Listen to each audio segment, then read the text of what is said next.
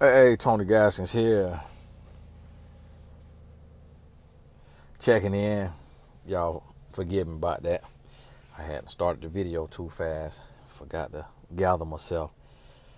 I'm sitting in the car doing this video because my wife and my son in the hotel room, and I didn't want to be disturbing them. And so I came to the car because the work still got to be done. And this one thing that I've realized, one thing that I've come to understand is that I have to do the work regardless of how I'm feeling, what I'm feeling. The work got to be done. And one of the reasons why you're going to hear me speaking on love and relationships is because it's not a lot of voices in that space. But love and relationships is one of it is the most important thing on the face of the earth, because without relationships, humans cease to exist. But we don't want to just exist. We don't want to just survive. We want to thrive. We don't want to just exist. We want to live right. We want to do it the right way. And it's so much nonsense and just so much. I seen so many people when I did the video and I was talking about the Deion Sanders situation. It kind of went outside of my audience, which I make my videos for my audience, but the algorithm is going to put it out there to whoever. And it was people saying, oh, why are you judging? And that's one of the things that people always get wrong, because no one can judge unless you can sentence. A judge sentences someone. So I can't judge anyone. I'm never judging anyone. All I'm doing is warning someone, or I'm teaching from the image that they are portraying. And the reason why I speak on breakups in the media now is because it affects us subconsciously, even though a lot of people don't realize it and won't admit it. Every single time I see a breakup, I feel it. I don't see a breakup in the media and say, oh, so what, who cares? I believe if you care about love and you care about relationships, you care about the state of relationships, you care about the state of marriage, the state of love, that is going to affect you. And you're going to say, man, another one bites the dust. Man, that sucks. Man, I wish it could have worked. Man, I wish. Man, they looked good together. Man, I wish that could have just been a powerful example for the kids coming up, for their friends, their family. Man, I wish that could have worked. I feel like if you don't care at all about people in the media or people having a breakup, then that says a lot about your trauma, your unhealed trauma, and where your heart is. It says a lot about you as a person when you don't care when other people go through. But what I have to do is I gotta speak on it and teach on it, and the reason being is because I'm gonna teach on myself too. A lot of times you have people come in the comments and they'll be like, "Oh, you said that Dion stopped answering your calls, so that's really why you making this video." And it's like, if that was the reason that I'm making a video, do you think I would have said that? I have control over the video. But the thing about it is, I'm a transparent person and I speak my truth. And I'm not hiding the truth, not running from the truth. And I know my heart is in the right place. I know my heart is pure. I don't do stuff out of anger, because if I did, I'd be in prison. I don't do stuff out of jealousy or anything like that, because honestly, I truthfully have nothing to be jealous of. I really will have to really sit and think really, really hard of somebody that I could be jealous of. And I'm not jealous of a single soul, because God has blessed me with everything that I've ever wanted. Everything that I've dreamt for, that I've prayed for, God has blessed me with it. And I literally do not meet a human being that I feel their life is better than mine. And that's the God's heaven truth. So I would never speak out of jealousy, because I am never jealous of another human. I used to be jealous When I was young, before I tapped all the way in with God, before I started renewing my heart, renewing my mind, that's when jealousy would sit in. When I was in the streets hustling and doing things like that, that's when jealousy could sit in. But living for God, living a righteous lifestyle, I got a wife, I got 2 sons. My wife is amazing. My sons are amazing. My purpose, what God called me to, although it can get draining at times, and although you got to deal with all the he said, she said, and all the fray, I still know that God called me to it. So that's why I got to speak on it. And when I say, oh, I'm going to retire, I'm clearly 100% joking. And again, I have control over my videos. Anything that I say, I don't have to send it out. Like, people be coming to me using my story against me, not realizing the irony in what they're saying. When you can use my story against me, that is a testament to my transparency. So you're not winning a battle or one-upping by saying, oh, you said this. Duh, I said it. I could have came out and just not said that and just made it look like this. But when I spoke on the Dion situation, a lot of times, a lot of people got in their feelings. Well, I spoke on Jeezy's and Jenny Ma. I spoke on Will Smith and Jada. I have been speaking on this stuff publicly because people been coming and asking me, Tony, what's your thoughts on this? And what I'm realizing, if I don't come with godly wisdom and speak on it from that standpoint, then it's just going to be a bunch of noise from a secular standpoint. So that's why I've been pulled into it. It's not something that I want to do. It's something that I've never done. Even with me naming names, people have been asking me like, well, who are you talking about? And I realized what God told me is not everybody's given the same level of discernment. Not everybody is given the same level of wisdom or knowledge or understanding. So if you don't say a name, a person could be completely in the dark and not know whatsoever. But that's not comfortable for me. It's not something I want to do. But I got to draw a line in the sand, and I got to call a spade a spade. It's something that I ran from for years.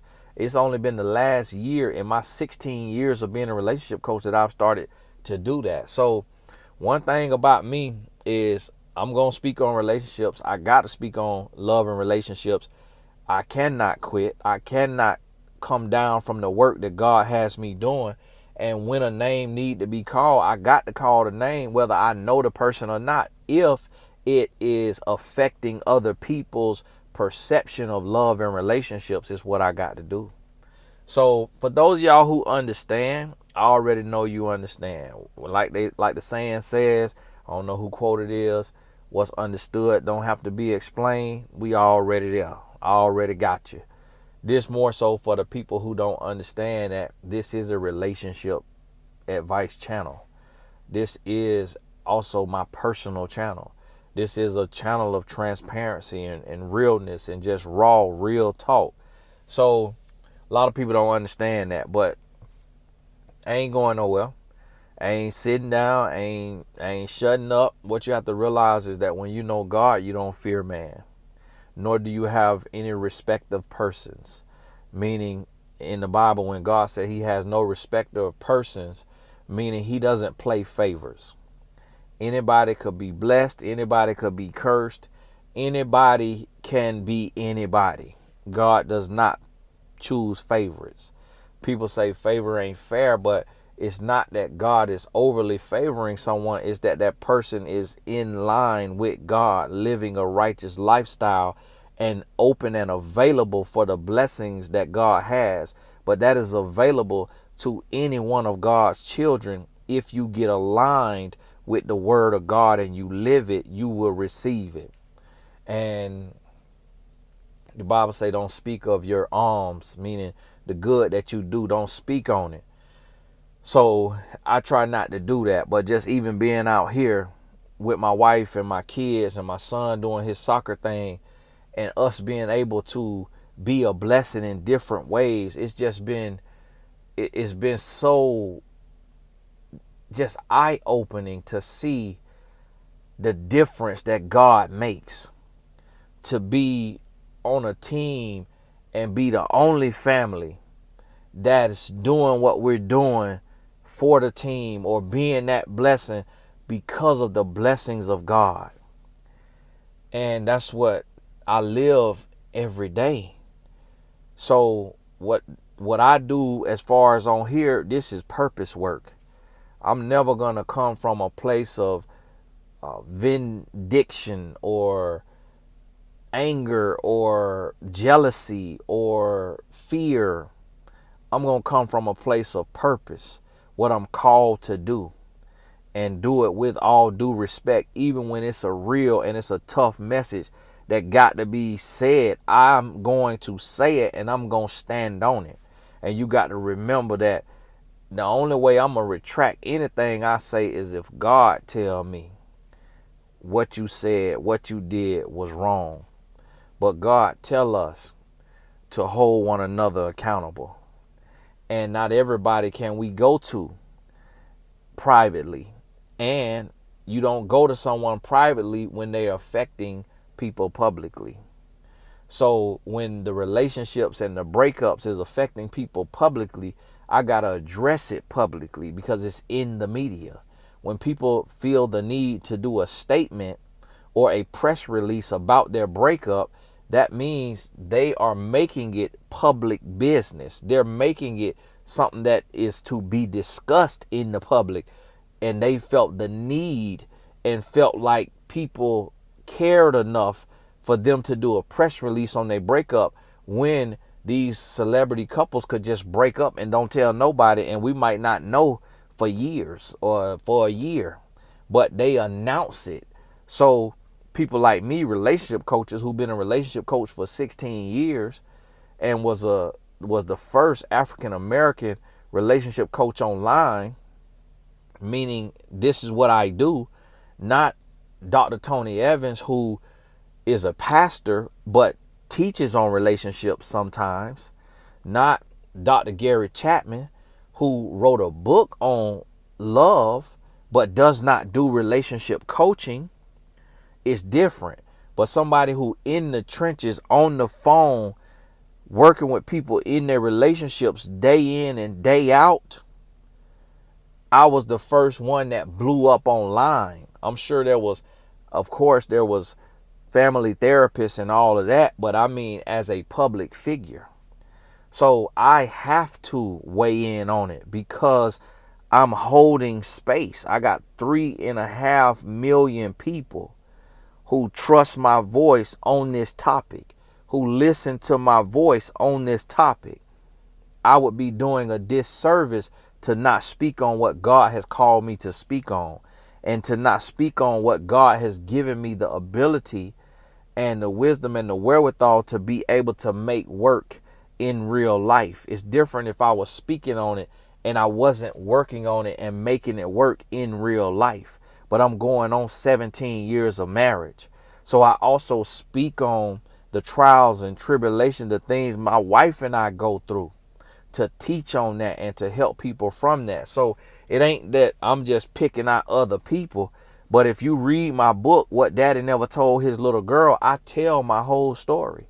If you read our book, A Woman's Influence, I tell my story. If you read Mrs. Right, I tell my story. Single is Not a Curse, Real Love, all these books. You go on Amazon.com and you type in Tony Gaskins Jr. My dad got 3 books on there too. 2 on relationships, 1 for men. But you type in Tony Gaskins Jr. and you're going to see that I teach on this and I talk about this and I tell my whole story. So before I spoke on any public relationship, I went on Oprah in 2009 and exposed myself for my flaws. So anytime you feel like I'm attacking somebody or judging somebody, know that I level and measure the same accountability to myself. And God forbid, if my wife and I ever went through a divorce, I would teach on what went wrong, what I did wrong, what happened in the relationship. If she did something wrong, I would teach on that to help other people. And that's what I tell people who about the single relationship coaches. Teach on being single and being happy and being loving yourself. If you divorced, teach on what happened in your marriage, what went wrong. But don't call yourself an expert. I don't call my I'm going on 7 I've been doing this 16 years, going on 17 years of marriage. I don't call myself an expert. I don't call myself a guru. I call myself a servant. And that is my issue out there. People think I'm jealous of other coaches and all that. No, I'm trying to hold people accountable in the space and say, listen, don't make this don't make this about money. Don't make this no money grab. Make sure this is your purpose. Make sure this is your calling. Money and stuff gonna come because it's a marketplace. You got books, you got seminars, you got coaching. If you giving all your time to it, then yes, even the Bible say a workman is worth his wages and double if he faithful. So yes, you supposed to be taken care of in your ministry, in your calling, in your purpose.